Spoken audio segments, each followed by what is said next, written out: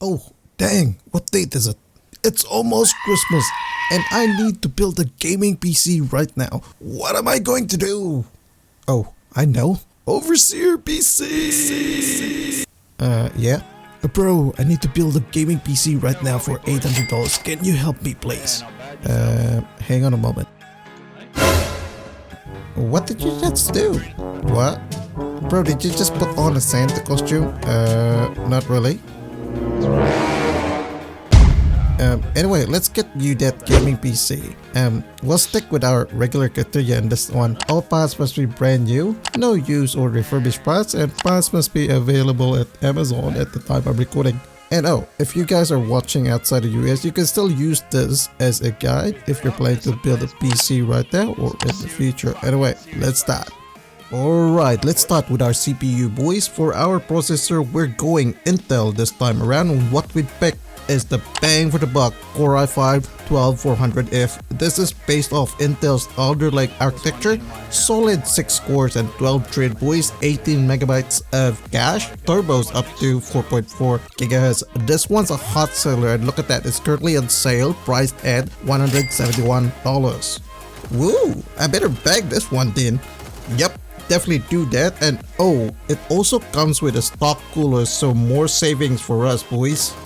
And to pair this CPU, we are picking a B660 motherboard, and what we pick is the ASRock B660M Pro RS. This is a micro ATX board, boys. Not necessarily the best B660 board out there, but hey, it's only $99, boys. And it comes with good features like heat sinks on our VRM and NVMe, and also comes with a reinforced plate on our PCIe 4.0 slot with RGB headers. Of course, we can't say no to this one, especially at this price, so bag this one right now.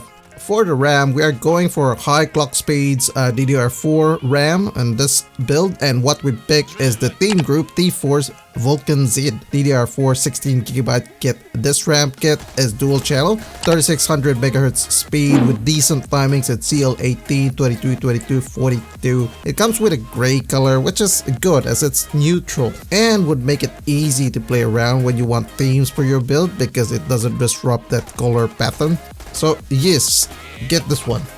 Before we proceed, boys, do note that we do these PC build specs guide every month on different price points. So if you're planning to build a new PC in the next few months, hit that subscribe button so you won't miss out on the deals that we're trying to highlight. Alright, let's go back to our storage. We are picking one of the cheapest NVMe for our build, and that is the Silicon Power 512GB NVMe M.2. Now this is a PCIe Gen 3 NVMe, but this is totally fine for our intended purpose. It comes with 2200 megabytes per second read and 1600 megabytes per second write speeds. TBW is 300, and for gaming this is totally fine. These numbers don't mean that much. One thing that does matter though is warranty, and in this one we get 5 years warranty. Yes, boys, 5 years warranty for $30. How cool is that? That's actually not a bad deal, Overseer PC. Yes, this is a good deal.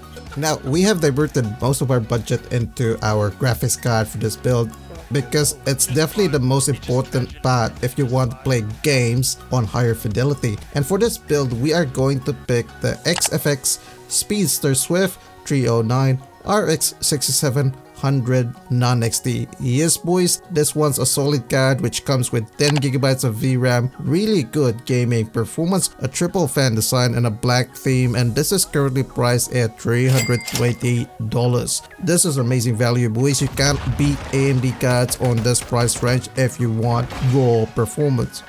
But what about ray tracing, bro? Well, on this price range of around $300, I certainly wouldn't be looking at ray tracing as your main factor. Now, although this can do ray tracing, where this card excels is just giving you that raw rasterization performance at a really good price, and I don't think you can beat that because at this price you're only getting an RTX 3050 on the Nvidia side, which that card is not that fast. So yes, there is no contest, get this card. And to power our system, we need something that has a bit of a headroom in here in case you want to upgrade your graphics card in the future or any other components in your PC. And what we have picked up for our power supply is the Silverstone ET750B. Now this is a 750 watt power supply, comes with 80 plus bronze power efficiency, black flat cables, and this is not modular, but this is probably okay because the price is just $72 and the quality is there, right? So just pick this one, boys.